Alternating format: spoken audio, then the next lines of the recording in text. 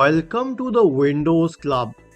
If you wish to split sound between speakers and headphones in your Windows computer, then either read through this article on the website or simply watch this video. I will guide you through the procedures.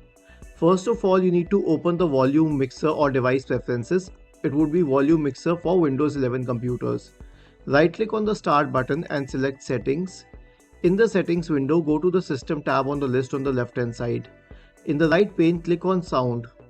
Now, scroll down a bit and you'll find this option for volume mixer. The volume mixer will allow you to choose between the headphones and the speakers. For example, I need to change it for Mozilla Firefox.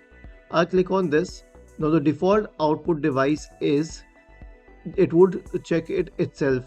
Now I can change it to, let us say, speaker, and this will kind of mute the headphones. Isn't this easy and interesting?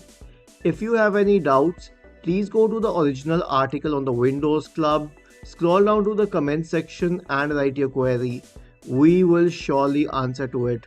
Do not forget to subscribe to the channel. Thank you for watching this video and have a nice day.